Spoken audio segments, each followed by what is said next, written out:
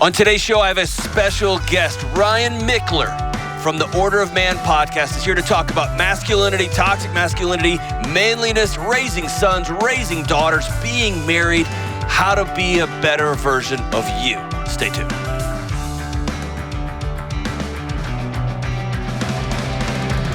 Yo, what up, what up? This is John with the Dr. John Delony show. So good to see you and hear you, I'm not doing either of those things, but I hope you are doing so good. So good. I've been out for a few weeks, and it is fantastic to be back. I've been missing everybody. Of course, Kelly didn't even bother to show up today. Jenna's here. It's so good to see you, Jenna. James is here as always. And by always, I mean always. 2022 is going to be all positivity towards James Child's way. You look great. Did you have a good holiday? I did. Excellent. I did. And you? You sound a little like you're getting over something. I don't know why we got to talk about that. It was a hard break, but we're back, Jack. My little heart rate variability got so bad over the break. It wasn't great. But now we're back. Now we are back and better than ever. I don't know what that means. We're probably not. But hey, listen, on today's show, our first show back, dude, I am so excited. We've got a great guest. We're going to have an interview today with Ryan Michler from the Order of Man podcast. Ryan is a veteran. He has worked in the financial industry. He's got 4 kids, 3 sons, and an incredible little daughter. He's been married. He has run the gamut. And he started about 7 years ago, Order of Man podcast, just having conversations about how to be a better husband, how to be a better dad. And he noticed that his friends, guys who were coming back from Iraq, guys who he was working with, were all having these similar conversations with each other. And so he started a podcast, and it has become one of the biggest podcasts in the world. And I'm so grateful that he came to Nashville, spent some time with us on our show. We talk about toxic masculinity, what that actually means, what masculinity is, raising sons, raising daughters, how to be married. We talk about guns, we talk about hunting, we talk about everything, all of it. And talk about the difference between vulnerability and, vulnerability versus humility versus honesty. We talk about everything. It's a great conversation. Maybe a great conversation for couples to listen to together. Be great conversations for parents and their kids to listen to. So stay tuned. I'm glad you're here. Stay tuned for my conversation with the one and only Ryan Michler. How long have you lived in Maine? Almost 3 years. No, 2.5 years. What took you there? Adventure. Really? Yeah, that's it. My wife and I, and our 4 children, lived in southern Utah, and I just went to southern Utah. Where did you go? Is stunning. Where were you? I flew into, was it St. George? St. George, yeah. I flew into Vegas, and I was doing an event there, and I drove up through. I'd never been there. Did you go to Zion? Maybe. The national park. You would know. No, I didn't go to Zion. Okay. It's amazing. one of the most beautiful places I've ever been. Red rock Oh everywhere. This is a great time of year. So that's where we were. It was just stunning, man. So we lived in Hurricane, Okay. which is at the base of Zion National Park, Okay. just outside, just 15 minutes from St. George. Okay. So, And that's where people usually, when they make a big life shift and say, I want to go have adventure, they go there. they go to St. George. Y'all went They don't from go there. to Maine. Yeah, so what took you to Maine? So I went up there. You were commenting on my Origin boots and jeans. Yes. My friend, Pete Roberts, is the founder and owner Yeah. of Origin. That dude's like an American hero, man. He's incredible. Yeah. Incredible. Is he for real? For real? And yes, but in what sense are you talking? Like he's one of the best people on the planet. Every single person I've ever met who's talked about that guy has said he's one of the best people on the planet. And that he oozes, I think that I can help America. He does. It's not a That's slogan. not a play. That's not a play. That's not marketing. That's not brand. I mean, he is a marketer. That's his background. Yeah, it's marketing. of course, yeah. But he's got to sell. So he's good at it. He's got to sell his product, but yeah. Yeah, he's good at it, but he believes it. Man. And so much so that because we talk just about every day. Yeah. And I train jiu-jitsu with him and everything else. And so You're a jiu-jitsu guy too? I've been training for a little over 3 years. Man. You do? You train jiu-jitsu? I did for years, and I haven't in a while. Yeah. I haven't in a long, embarrassing while. It's so weird because I really love jiu-jitsu, but I'll be gone, for a week or two. Even now, I'm out of town for 3 days. I'll go back and I love it. And it's still hard at times to go back in. Oh, dude. But I love it. Yeah. So anyways, Yeah, so I knew Pete. He invited me up to one of his jiu-jitsu camps. Mhm. And I went up there and just fell in love with the area. My wife and I had been talking about maybe making a move and just kind of adventuring and seeing the country a little bit. So I was showing her videos and pictures. She's like, yeah, it's fall in Maine. It's beautiful. Let's go back in the winter. Right. So I'm like, okay. So we did. Pete invited us out there and we stayed with, he's got a little Airbnb above his dojo, his jiu-jitsu dojo. And my wife and I went out there and she fell in love with it. So we did the only, logical thing you should do, which is buy a house. Absolutely. So that was my second visit to Maine. It was her first, and she got a real estate agent. I'm like, wait, what? You got a real estate agent? She's like, yeah, we might as well look. I'm like, okay. And we looked at probably, a dozen houses, maybe not that many. And we came down this road and saw this big, beautiful house on the corner. I thought it was like a bed and breakfast or a motel or something. And our real estate agent pulls in there. And before we even get in the house, my wife's like, we'll take it. Oh. And I'm like, well, yeah. hold up. Yeah. We might want to see it, And so our real estate agent said that they were entertaining backup offers. They already had an offer in on the place. This mic keeps creeping on me here.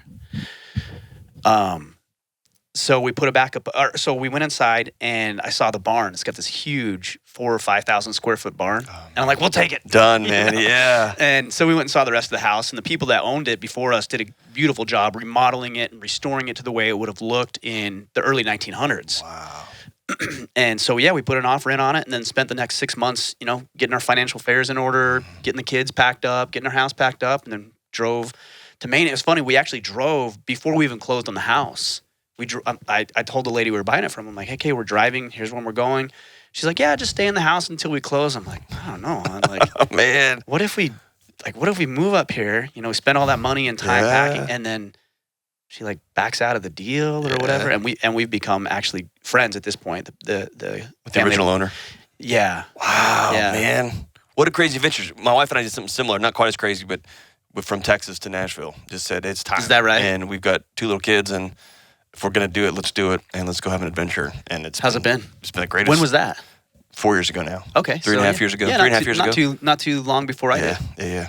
Just it felt right. I think more people need to do that. Absolutely. Like you got to cut ties and go find out who you are and what you're about. And you've got to, it distills your values down real quick, right? Yeah. Well, and a lot of people, they're nerd. I've had a lot of people say, well, I wish I could do that. I really wanted to do that, and I wish I could. Do it. But I have friends, and I have this. And I had all that stuff, too. I did, too, man. I had a group of guys I hung out with every Monday night for 20 years. Of course. Right? You do it. Right. And you can always go back. Yeah. Actually, that's what I thought. I thought when we moved to Maine, I thought we're going to be out here for a couple of years, 2-3 years. And then after that, we'll just move back home. Yeah. We'll have our adventure. My wife, I was talking with her in the spring, and that's her time because the garden and the bees, and she does a lot of homesteading type stuff. Dude, and then I said, what do you think exactly about, the same. are they, yeah. I was like, what are you thinking about being out here? She's like, I'm never moving back to Utah. Wow. I'm like, yes. Her family's all there, so they all kind of scattered, and that's why we even contemplated moving. And then as soon as we left, they all moved back. So I thought maybe it's us. No, it's not us. It's you. Yeah, you, right? it's me. That's it's right, not that's right. her. It's not her, and it's not the kids. That's right. It's It's you. Anytime, hey, do you want to come back? If Ryan's busy, it's okay. If he has work, he doesn't have to come. So you've tell us about your previous life. You were in the service. How long were you in?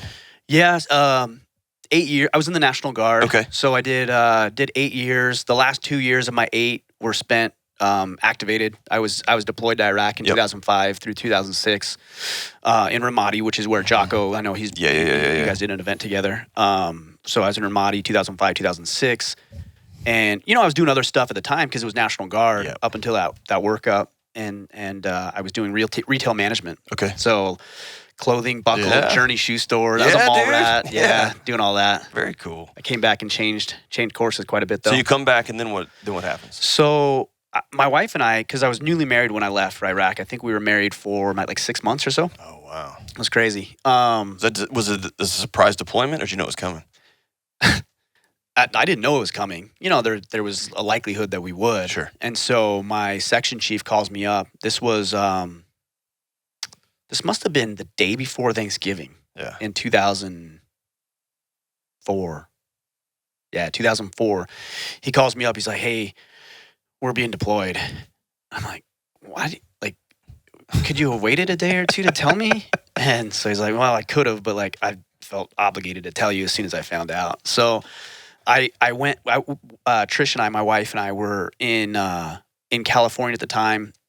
She went back to Utah to see her family. I stayed because I had Black Friday, so I was going to go just spend the day in Utah.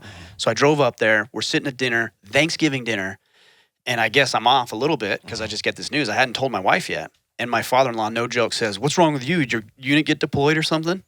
Oh, man. And he had no idea. I don't know why he would say that. Just had a weight on you, huh? Must have. Yeah. And I said, in front of the whole family, including my wife, who I hadn't told yet, actually, yeah, I am. Wow. So, yeah, I left. And then you were asking me what I did when I got back. Yeah. So we decided we didn't want to move back to California and do the retail stuff. Okay. So on a leave, while I was over in Iraq, my father and mother-in-law introduced me to a financial advisor. He was looking for 2 new advisors at the time. So I actually took all of my licensing, my study materials for insurance and investment exams back to Iraq with me. And then when I got back, I took the exams and started down that path. Wow. Yeah, man. Crazy. And then what got you slowly over time, you got interested in talking about men and just looking around? I guess you got little kids. How old are your kids? I've got 13. I'm going to mess this up. 13, 11, 8, and 5. Oh, man, you got a gang. Yeah, we got a good gang, crew, man. dude. Yeah. That's awesome. So you got interested in, I got a 12 and a 6. Okay, yeah. You got interested in looking around your communities and saying, what is happening? Yeah, tell me how you got there. I wish it was like that. Okay. That would have been way better. Okay, tell me how you got here. For me, it was like, what is happening with me? I suck at this. Okay, at being a dad? At being a dad, at being a husband, at being a business owner. Like, I just wasn't getting it. Yep. And then my wife and I actually, not long after I got back from Iraq, we actually went through a separation. This mic's being a little funky with me today. Yeah, so my wife and I went through a separation, and we eventually reconciled, and now we're happily married. We have 4 kids, but I started talking with a lot of guys about a little bit about my situation. Didn't have a dad growing up. Went through the separation with my wife, and I mean, story after story after story of guys who felt the exact same way, who had the exact same experience. And so I had started doing podcasting with my financial planning practice. So that was, I enjoyed the medium of podcasting, but I was done with the financial conversations. So I said, I'm going to pivot and I'm going to start talking about some of these men's issues because I want to talk with guys that I'm inspired by. Yep. So I can learn selfishly, so I can learn. And I don't really have any value to add to these guys. So maybe if I make it a podcast and I can tell them I'm going to promote it to my audience who's like my mom at You're the right. time. Yep. I didn't tell them that. Yeah. Hey, I only have one person listening, but I will promote it to her. I promise you. And so, the rest is history. That was almost 7 years ago. Wow. Crazy. And now it's caught fire. There's Totally. millions of men saying, dude, let's have this conversation. Yeah. Because it's not being had, right? Well, yeah, and there's a lot of things that we've done right for sure, but I think the growth of what we've done is more a testament to the fact that nothing like this is out there, and men want to have these conversations. Yep. And up until relatively recently, we've been very communal in nature, men organized in tribes, right? And we just don't have that anymore. Outside of military service is a lot like that. Yep. Football or any Sports, sports, competitive sports is a lot like that. And then, I played football and baseball in high school, but I wasn't good enough to progress past that. Yeah. So that went away. Yep. Then I went to the military. Well, that ended. Yeah. So then, you don't have anything. Yeah. So. And you talked about you didn't have a model. Tell me about growing up. Yeah. So my dad and mom split when I was about 3 years old. Okay. My dad, he's a good man. He made a lot of mistakes. He got into drugs and got into alcohol, and unfortunately, that relationship didn't work out. We always had a relationship, and unfortunately, he's passed away now. But my mom got remarried a couple of different times, and one of my stepdads was an alcoholic. Never abusive, but an alcoholic, and never really liked him. I don't know why. I look back, I'm like, why didn't I like him? I don't know why. He's just like, I didn't like him. Yeah. So we had a hard time. And then I had another stepfather who was verbally and emotionally abusive. Never really directed at me, but more towards my mom and my sister. And the way that ended was wild. That ended with my mom and me and my sister getting in the Bronco that he had disabled. He had I don't know exactly what he did. I think he took the cable off the battery, the terminal. And so my mom, but for whatever, the truck wouldn't start. She's like, "Get in the car, we're leaving." The truck wouldn't start, and she popped it and knew exactly what to do. So I think it had happened before. Wow. And so she starts to back up. Well, he runs out of the house and tries to close the garage door. She crashes through the garage door. How old are you? 15. Wow. 15, 16 years old. And we're driving down the road, and he's running on by the side of the vehicle on the passenger side, and he's like banging on my window. And I did the only thing I really knew to do. Like, I just punched the window. I hit it once, and I saw it like kind of go, gunk, and I hit it again, and it just shattered on the ground, and we ended up going to St. George. Yeah. And he was like, my stepfather was checking all the hospitals because, I punched that window and my hand was kind of mangled and bloody and stuff. I still got the scars to show it. But yeah, I didn't have a great example. Yeah, of, man. So when I became a dad, a husband first, and then a father, it was like, I don't know what to do. Yeah. I was lost. And you find, what I find with most men is they know exactly what sucked about their childhood, and they start to replay it. Yeah, it's the only picture they got. I know, and isn't that weird? You find yourself saying stuff or doing stuff, and you're like, "What are you?" You know what I mean? And you know it Because you hate it. but it's all you know. Right? Yeah. It's all your body knows. Really, Yeah. it's the by thing. So, getting into you talk about men masculinity, which is here's we're talking offline about charting a third course here. Yeah. When I hear the word masculinity, so I spent years and years in grad school in counseling. So I hear a lot of toxic masculinity, that word, right? Yeah. Masculinity is destroying everything. And it's things that aren't even anthropologically correct, right? That we just made it up a few years ago. Right. And then you get the other side, which is what I would consider equally damaging is this almost celebration of Neanderthal, like of just complete idiots. Yeah. And I struggle with finding a path in the middle here, and it looks like you have. So walk me through how would you define masculinity for folks? Well, this is really important because you're right. You hear a lot of things like, well, you said it, toxic masculinity, tyrannical patriarchy, down with the patriarch. You hear things like rape culture, things that aren't related to that or called that, it's kind of weird. And really what I see it being is a movement to lump all masculinity in as toxic or harmful or destructive. So the American Psychological Association came out with a study that at the end of the day, if you root everything away, they basically said that the attributes that we would normally consider masculine by nature, so I think it was competitiveness, dominance, maybe aggression, and stoicism, are inherently harmful. Well, they're not. Yeah. And when people say toxic masculinity, I know what some people are saying. I know they're saying what's again, some people are saying that some masculinity, or if you take it to the extreme, it can be toxic. I actually don't disagree with that. But I don't use that term because what are we even talking about? The fact that we even need to sit here and define it is why I'm not going to use that term, because I don't think it's used in the right context, and I don't think it has the right motive behind it. So let me say this, and I'm going to set the record straight here. Masculinity is amoral. It's not good. It's not. Some people say, "Oh, we need it so good." No, it's not good. It's just not as bad. it is. It is what it is. Yeah. I was talking with my son. I told you he started a podcast, and we were talking about testosterone. Yeah. And I read up on a lot of this because I want to stay in the know. And young boys, fetuses, babies, newborns, even in utero, are introduced to higher levels of testosterone than our female counterparts. Right. And that changes us biologically, physiologically. It changes who we are. Right. And it causes us to have certain characteristics, secondary sex characteristics, like we're bigger, we're stronger, we're faster, bone density, muscle mass, but also the way that we behave and the way that we interact with the world. And it's amoral. It just is. It is. It's how we utilize it. And that's what I call manliness. Gotcha. So a man can harness his masculinity for productive outcomes, that's somebody who's acting like a man. Anything else is male. You can be a male. You know, that's a biological birthright. Right. You're either a male or you're a female, right?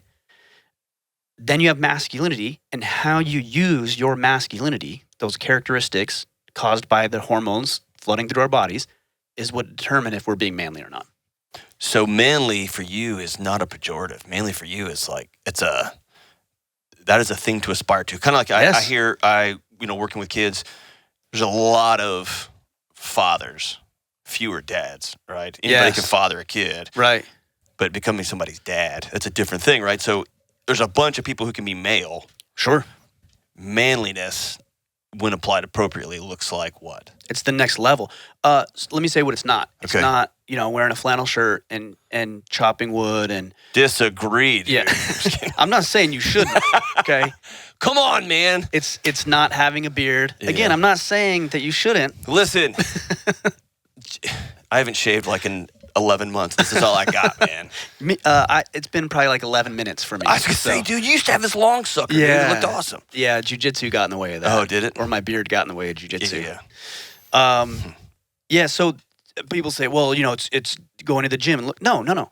I mean, strength is important, but it's how you use the strength. Mm. If you go to the gym and you're jacked and you use it to beat people, Yeah. okay, that's not being manly. I mean, Yeah. you might have some masculinity in there because you're strong and you're big and you have those hormones, but that's not being manly. No, I don't think anybody would suggest it is. Yeah. But alternatively, if you witness a car accident and you're able to pry open a door with your muscles and pull somebody out of the car because you're exhibiting bravery, courage, risk-taking, and the physical strength to be able to deal with it, that's manly behavior. Gotcha. So manliness is, It's a character. it's developed, it's earned. It's almost something practiced, right? Well, that's the best way to get better at anything. You can't just be manly. Like, you have to actually practice it. So when a lot of times people will say, they'll say to me,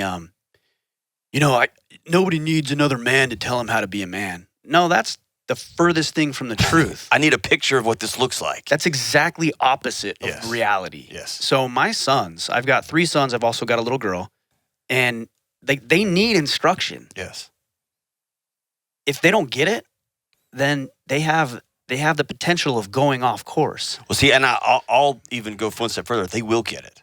It will be from you or from somebody. They'll get an instruction manual. It might be faulty. Yeah, Agreed. it may be. Agreed. They will pick one up. Yeah. And so I think it's maybe an old Adler quote, an old psychologist quote, said, I thought I could take away somebody's depression and anxiety and they would be well. I found they were empty.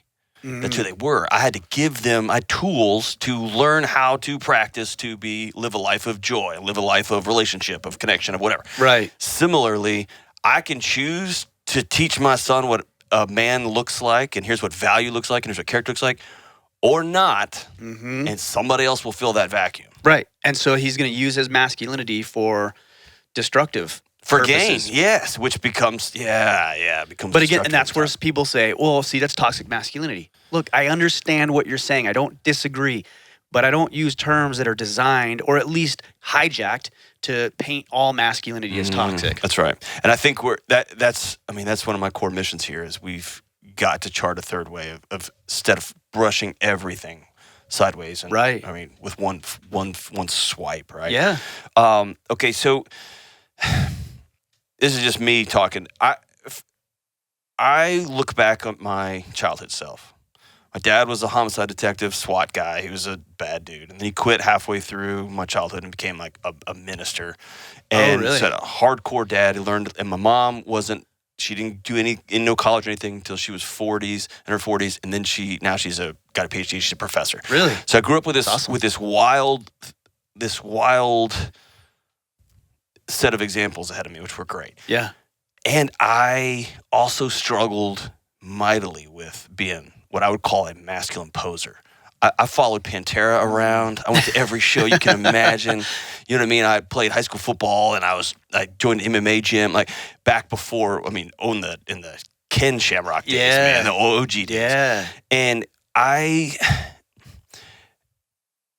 talked a lot of noise. I ran my mouth a lot, and I didn't have what I understood to be a picture of what this actually looks like applied. Right. And when I got married, when I got out of college, when I got married, I was a high school coach for a while.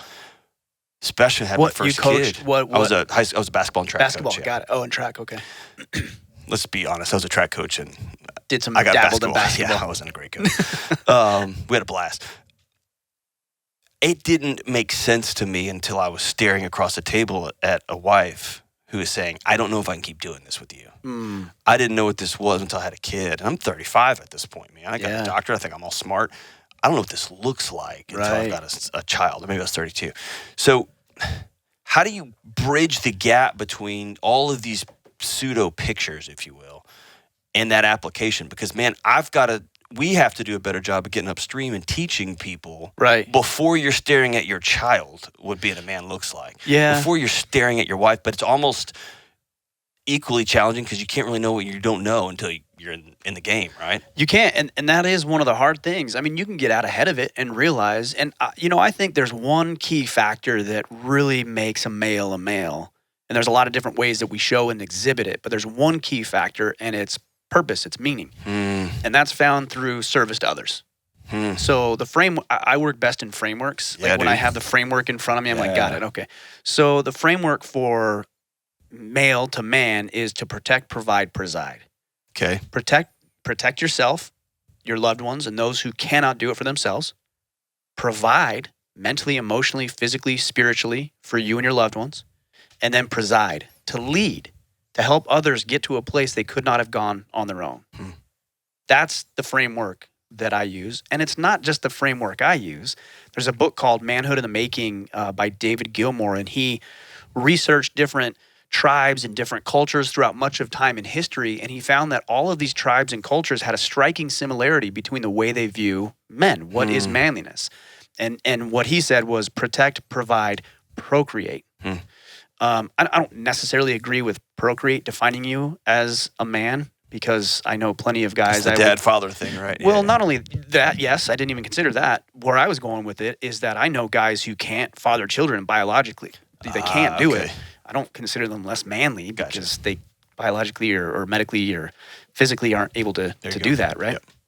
So this is why so many guys hit that wall that you're talking about, like you and I both hit it when we get married and have kids, because what is that? Responsibility. Yeah. Right? If you don't have any responsibility, you can't be a man. Like, there has to be purpose to your life. There has to be meaning.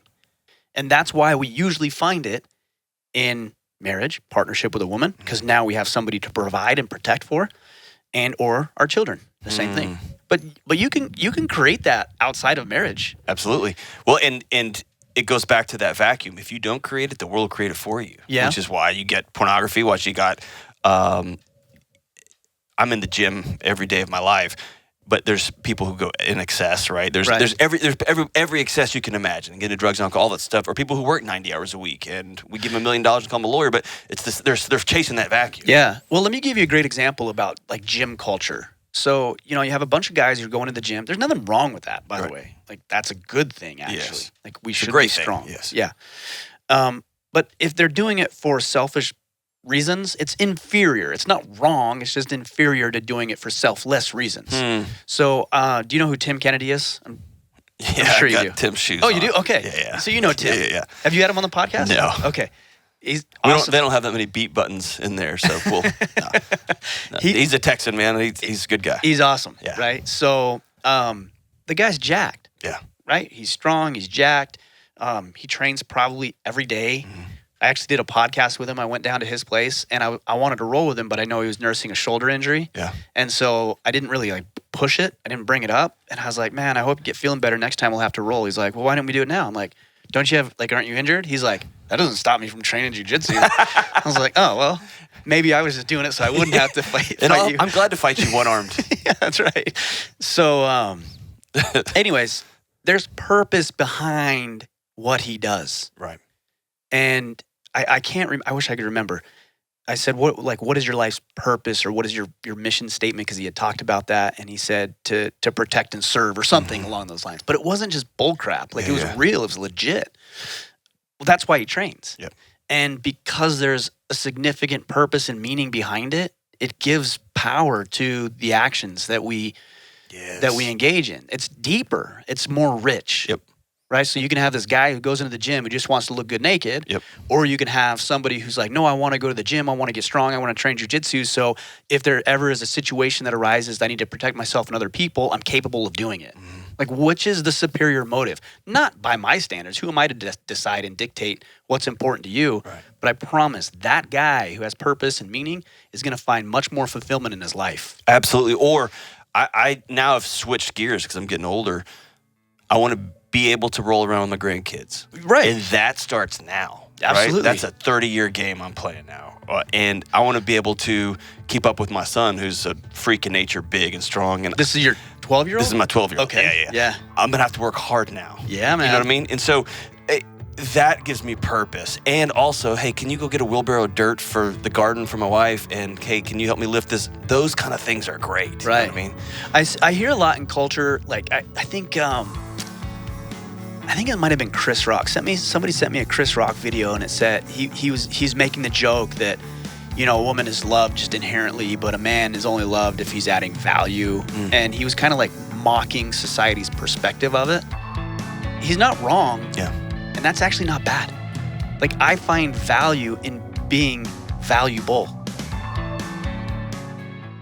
Hey, good folks and friends and listeners to the Dr. John Delony Show. The world is bonkers, right? We all know this. And one of the most common questions I get is, how do I find a counselor in the chaos?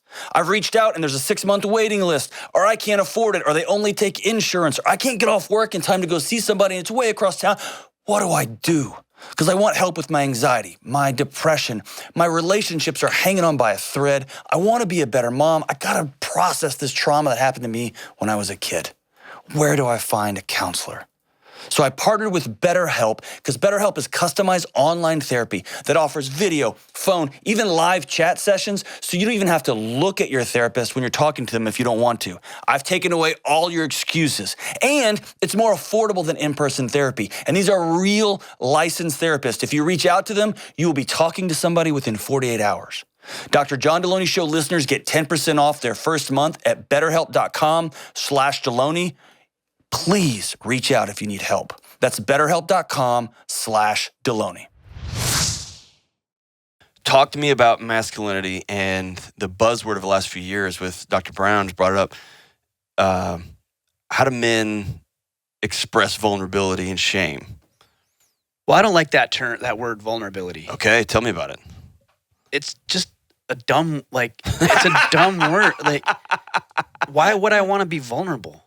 Like, what is vulnerability? You're exposing your weaknesses. By definition, that's what you're doing. Yes. Why would I want to do that? I would suggest it's because relationally, it helps you connect. Yeah, but that's not vulnerability. It's called humility. Okay, so tell me more. You're humble. You know you're not perfect. Yeah. You know you don't have it all figured out. And you're willing to share. You're willing to expose yourself to new opportunities and new lessons and new experiences that you can learn from. But you don't have to be vulnerable to do that, because I think we're just making it something greater than it really is. Is that a semantic difference? It may be. Okay. I mean, it could be. Some people might hear that and say, oh, it's just a semantic difference.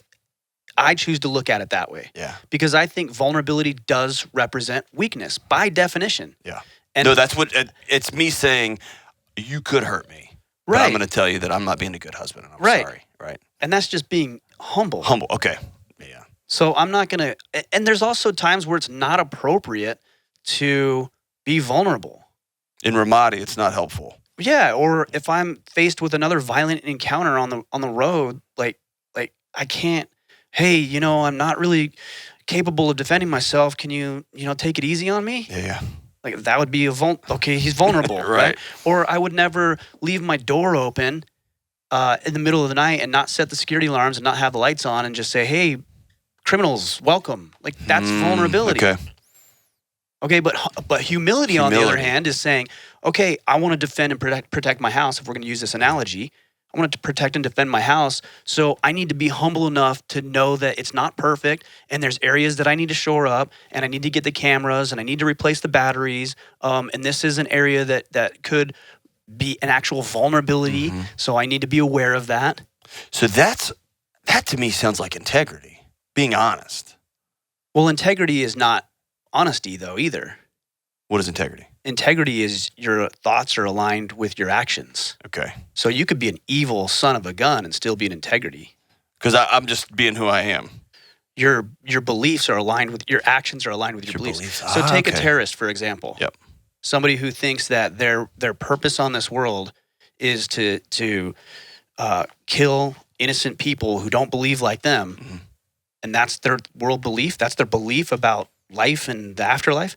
And then they go do it. That person actually has integrity. Yeah, that's living with integrity. Huh. Very well said. So integrity could go either way. So I'm trying to get below humility, which really means being able to look in the mirror and tell the truth to yourself. That actually is good. I like that. Or being able to humility. And again, I have never thought of that until just now. So I'm processing this in real time. I've never thought, do we have too many words and over sensationalize some very core life principles? Tell the truth. Tell the truth to yourself. If you're not being a good husband, tell your wife, I'm not doing good at this and I need to get better at this. Not even I need to, but here's how I will. I'm going to, right? Or here's how I will. Yeah.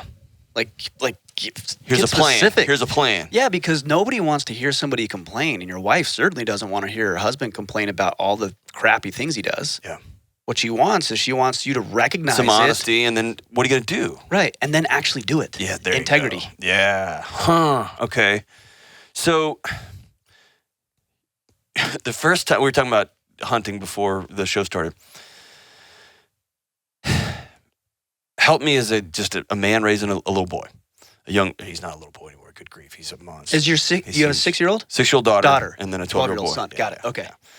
And I'd fight him before I'd fight her. And she's of course. She's the youngest. She's the girl. We actually we start this week with jiu-jitsu for her, and awesome. I can't wait. Yeah, she'll be a killer. So my first time I ever went deer hunting, and I shot my first big deer. I had shown up to my father-in-law's place, and he's a pro bass fisherman. He's just an incredible guy. Yeah. This is your father-in-law? My father-in-law. Okay, so he got you into hunting? Yes. Okay, got it.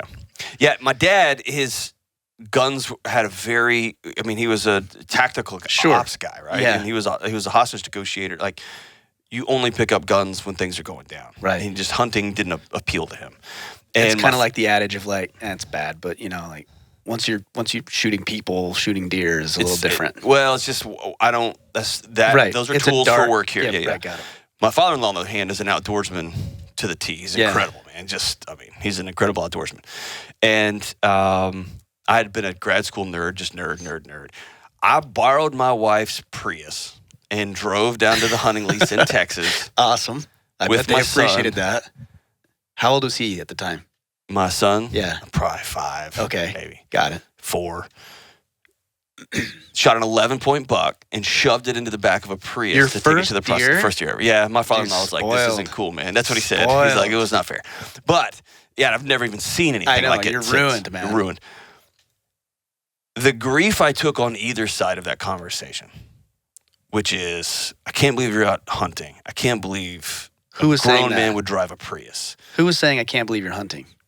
Well, whether it's my colleagues at work or whether it's whoever. Or can't believe, what is there to be said for, I just like the things that I like. And there's, or a car gets great gas mileage. Or, yes, it would have been much easier to shove that thing in the back of my truck that I drove. Yeah. But there seems to be a set of rules for masculinity nowadays. You mentioned a couple of them. You got to have a flannel shirt. You better have an axe on your car. You better have an overland drive. You better, and all those things are awesome. Right. Yet there's millions of men who have never been in a gym because they had to make their high school team. They don't even know where to start with that. And they feel like if I don't meet these rules, you know what I mean? And so how do you line up, that's not masculine, that's not, that is. I get stuck. So, here's what, when you're raising a son, the tendency is, hey, you know what I mean? Yeah. Hey, that's not I don't know, man. If you're into it, you're like, my son is a master chef and he loves cooking. And I'm celebrating that, dude. I'm going to high five that. Yeah, I've but take cooking. I got buddies who'd say, "Dude, that's not your job, bro. That's your." You know what I mean? That's stupid. I agree 100%. Cooking is not masculine or feminine. Like what about that would make that masculine or feminine? There you go. Like there's nothing. Nonsense. Art's another one. Yes. Or Singing, any form of art, theater, singing, acting, dancing, whatever. acting. Yes, right. yeah. Oh, it's not masculine nor feminine. Yes. Like it's just a way to express yourself. So how do I when I look at somebody and they say, "Is this masculine or not?" What's a litmus test I can give? Well, it's the protect, provide, preside framework. Okay. All right. So let's say, okay, so I'll tell you what's not masculine. Mhm. Being, or man, I'll say manly, just so we're using the same words that we were using earlier. Being 30 plus years old, Yeah. living with mom and dad, playing video games, and not contributing to the household. Yes. That's not manly. Right. Like nobody in the history of the planet has ever thought that is. Yes. Why? Because they're abdicating their responsibility of protecting, providing, and presiding. Yes.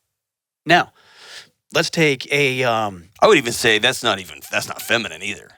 no, That's just a leech. right? Of course, yeah. But let's take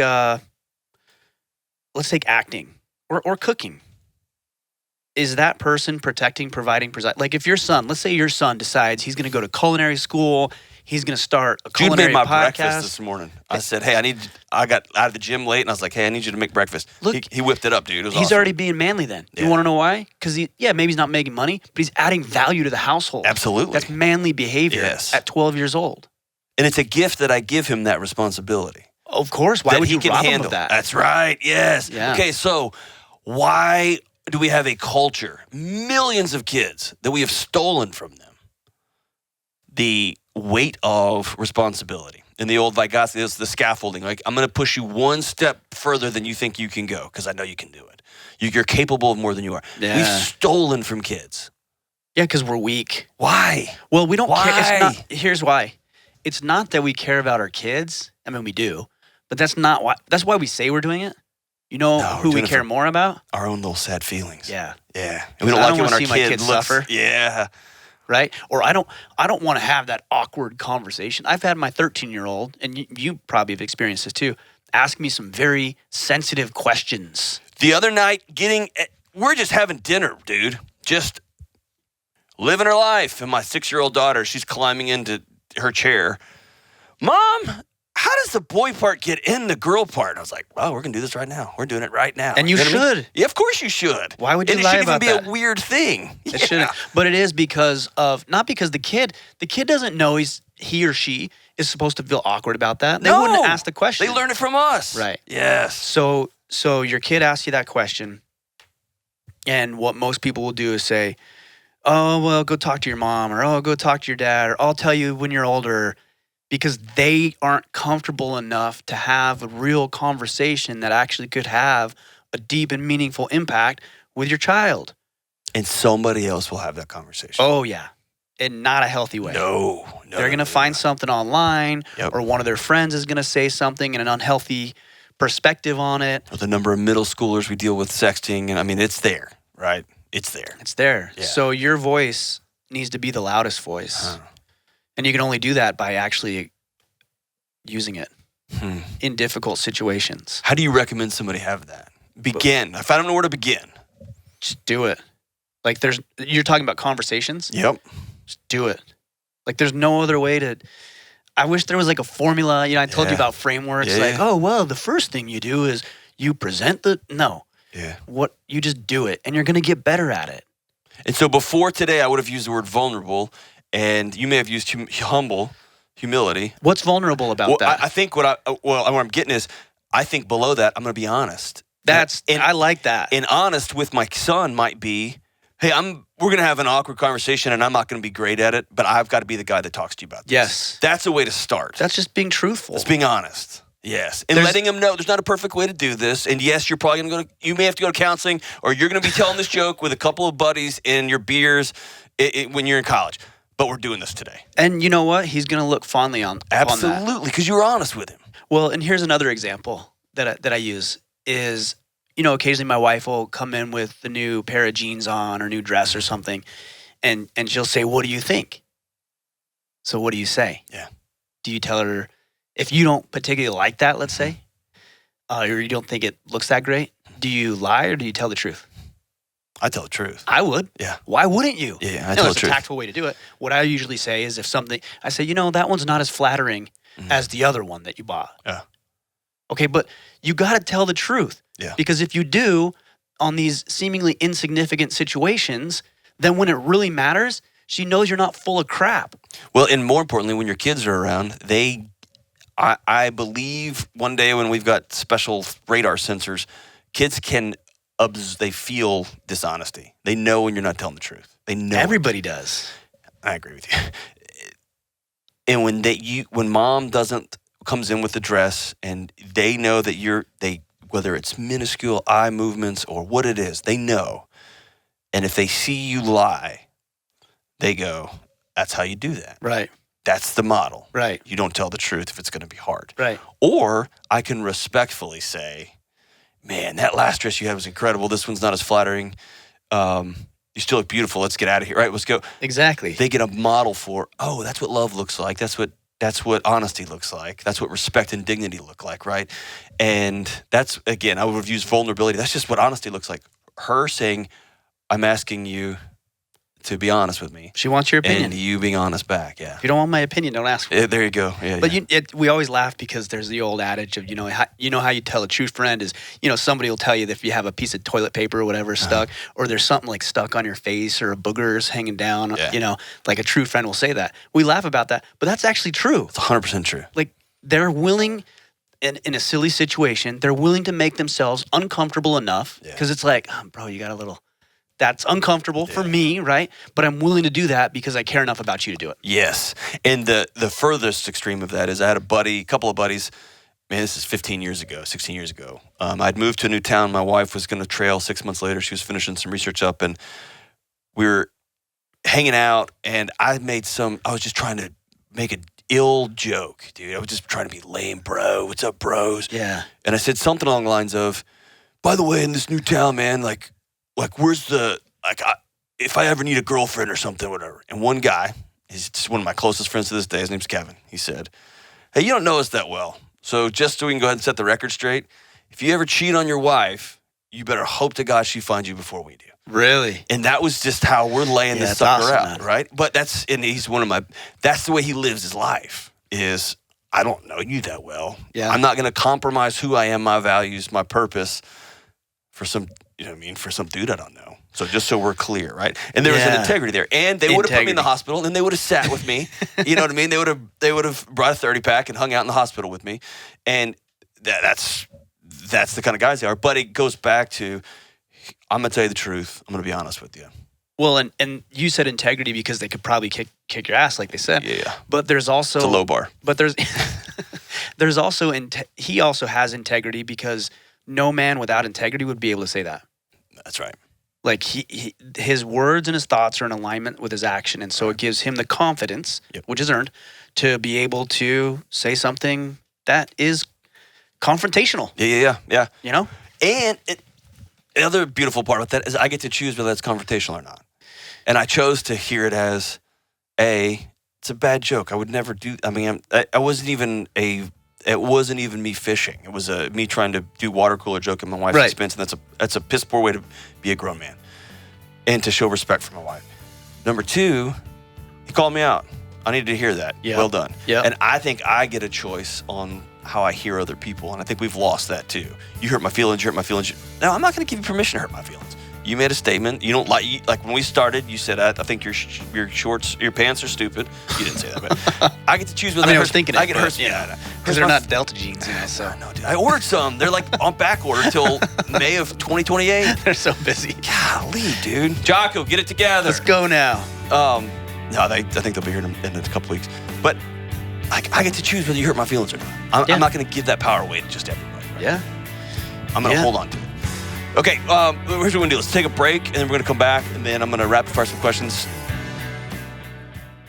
The world has become more and more chaotic and uncertain and loud, and it seems that everyone has anxiety. I've been there, and so have you.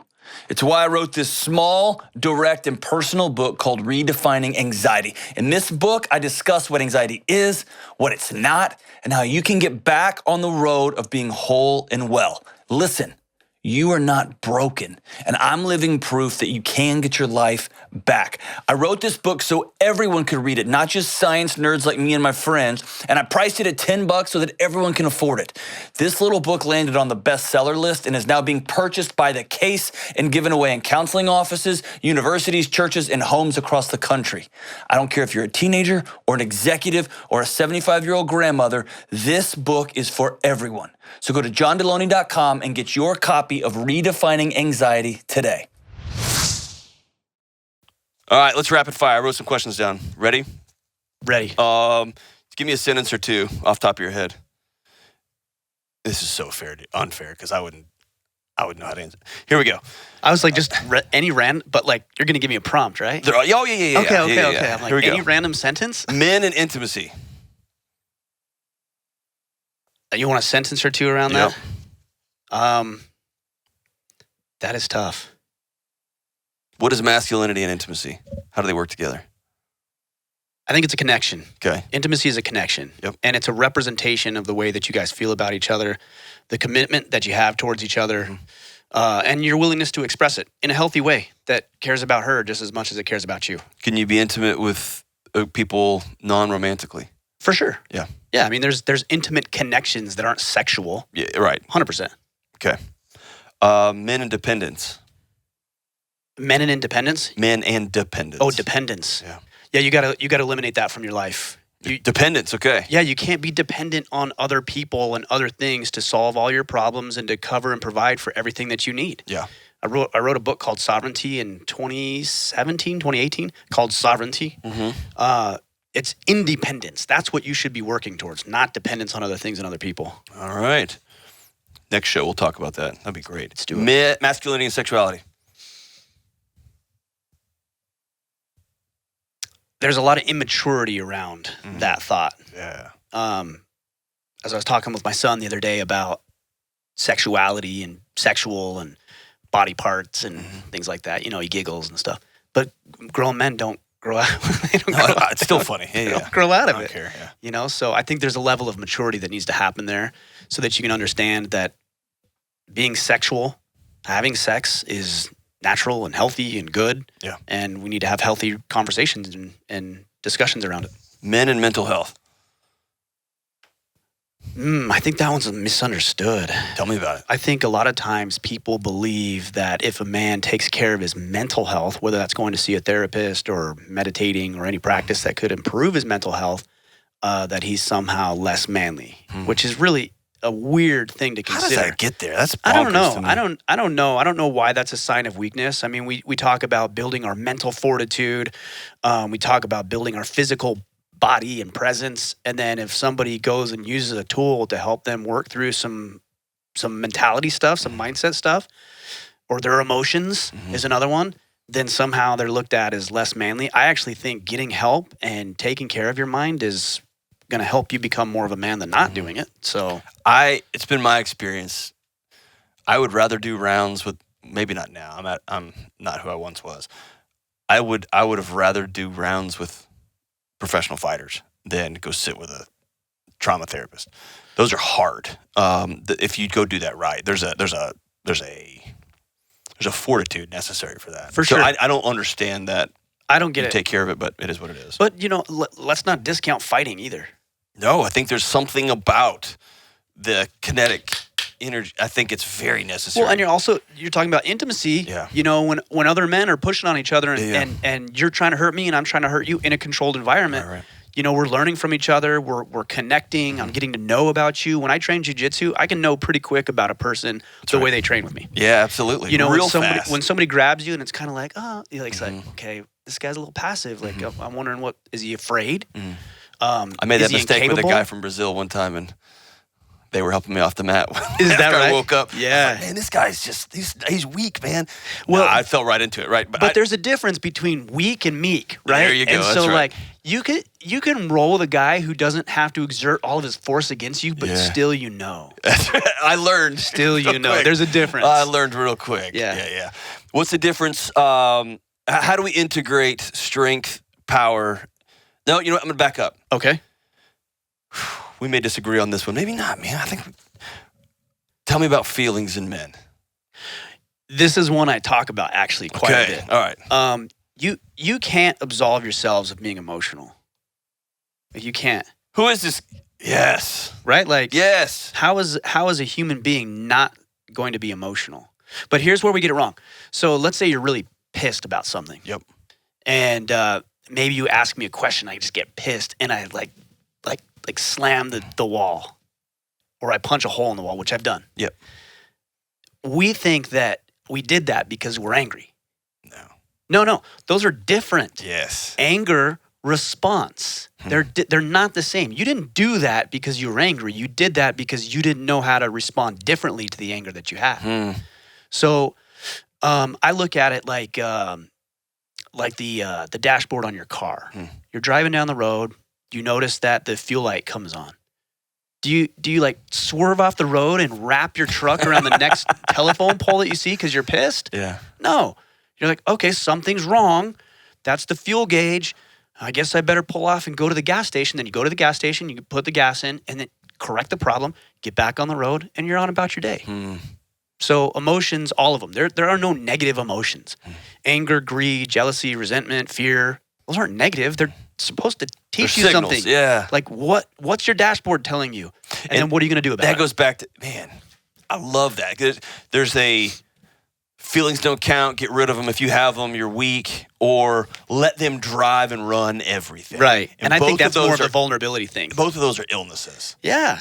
They're just illnesses, right? It's just an inappropriate way to deal with it. Yeah, dude. So, like, if I'm happy, I'm going to be happy. If I'm mad, like, I can be mad. In fact, being mad to certain situations is the appropriate emotion. That's right. Like, you should be mad about it's that. the gap between that and the response. That's right. And I think the more that we can focus on that gap, I feel this, and now what? Yes. Because I didn't hit a hole through the wall because of my wife. I hit a hole through the wall because I chose to hit a hole through that wall. Yeah. Because I didn't have the tools to deal with it. Maybe you didn't even How choose to do frustrating. it, but you've ingrained that pattern. I in chose you. not to do it. I chose to not do it.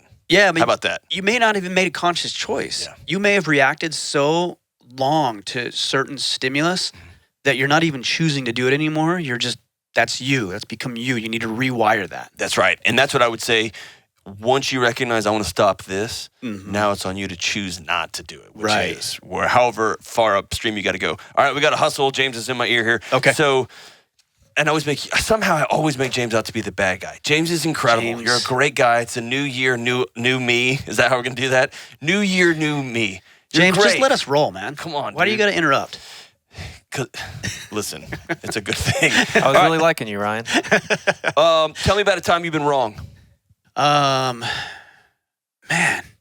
I mean, like, Please say never. Please say never. I'm not struggling because there isn't any. I'm struggling because I don't know which one to tell you. Man, I'm having a hard time coming up with. How about time you changed your mind? Well, even the whole toxic masculinity conversation is one that, you know, initially I failed to realize it wasn't as broad and in depth as it is now about how masculinity is neither good nor bad. It's how you utilize it. Gotcha. And also I had a lot of misconceptions about what was manly. I tend to look at masculine things and think, well, that guy, he drives cars and he's with women and he's strong and so he's a man. Well, not necessarily, you know, and so I've really had to go deep into figuring out. I like What that your really makes a definition of manliness, masculinity has transcended biology, has transcended really action. It's really a character. Yeah, masculinity is biological. Yeah. But manliness is something so much There more. you go. Okay. Yeah. All right. Favorite book? Um. I'm going to read it next, so you tell me. Okay. As a Man Thinketh. Actually, no. Let me back up. That's a good one. Yeah. Have you read that? Mm-mm. As a Man Thinketh by James Allen. Wild at Heart is actually probably my favorite book. Have you read that? Yeah, dude. That was 20 years ago. Yeah, He came John through. Eldridge. He came through last year. He's amazing. Yeah. Yeah, that book changed my life. Huh. Okay. So I'll get it back out. yeah, I would. I crack that one open every year. Favorite band? I actually don't listen to a lot of music, so I know you're going to ask me about music. You're a music guy, right? Yeah. My favorite band? None. Please say none. That just got an air of None. Why would I waste listen to- time listening to music? What a flex, dude. That's so great. I listen to no music. I listen to no other man. Actually, there's one that I really enjoy because my son and I, my oldest son. So my oldest, he fulfills orders in our store, Okay. and that's something he's been doing for about 3 years. And whenever we're in there, all he wants to listen to is George Strait. Dude, my son is stuck on 90s country, man. Yeah, man. In a crazy 90s way. country, Joe Diffie radio, Dude. Dwight Yoakam. Yes. Yeah, man. My son came out. I told Brecken's the show all about it. a couple months ago. He came out. It's like, Daddy, you ever heard of this guy named Garth Brooks? And I was like, No, son. Tell me more. Who is it now? Yes. God almighty. So I'm a big George Strait fan. Cody Jinks. I like a lot of Cody Jinks if I'm listening to know. music. Country music. Most of his stuff's a little darker, but I like that. I'll check him out. I do Yeah. too. I like some good dark country. There's a great song, Loud and Heavy is what it's called. Okay. That's a song I really like of his. And then something a little bit more upbeat is Granger Smith. You know Granger Smith? Uh-uh. He country music as well. He's a friend of mine. Man. He's got a lot of good I'll music. check him out too. Yep. Everybody go check out Granger Smith. That's awesome. All right, hey, as we wrap up, tell me about Iron Tribe. Tell me about The Order Man. Tell me about all the stuff you got going on. Yeah, so the podcast is the best place. Yeah. That's where you can learn about everything we're doing, called Order of Man Podcast, wherever you listen. We've got the Iron Council that you alluded to. We've got, 1,100 guys in there all working together, holding each other accountable. We've got assignments and challenges and calls and just about everything else you can think of. And then we do some events periodically. We do a father-son event. We're thinking about bringing a father-daughter event on this year. And then we do a big main event. Sign me up for that. That'd be awesome. I'll let you know. Yeah, I I'll would get you the dates because love that. we'll have you out. That'd be blast. I think your daughter's a little young Yep. to come, but your son's just right age. Let's get right in the middle of it. Yep. That'd be awesome. Let's make it happen. I would love that. Thanks, my brother. brother. Dude, I just met you today. I feel like you're my best friend. It's I know. awesome. Gotta do it back. It's awesome, and I'm grateful for you. Thanks for coming to Nashville and hanging out with us. Thanks, brother. Appreciate it. All right, man. Okay. Hey, so that was my conversation with Ryan Michler. I hope you enjoyed our time together. Listen, if you want to hear more interviews, let me know. Go to johndelony.com/ask and just put it in the form, put it in that email. Hey, I want to hear more interviews. Love talking to folks like Ryan who believe what they believe. They're not afraid to talk about it, that I can disagree with them and that we can still be friends. We're going to still end up hunting together, and I can't wait. And man, he had some cool origin shoes. Come on, Jocko, send some boots. We'll see you soon on the Dr. John Delony Show.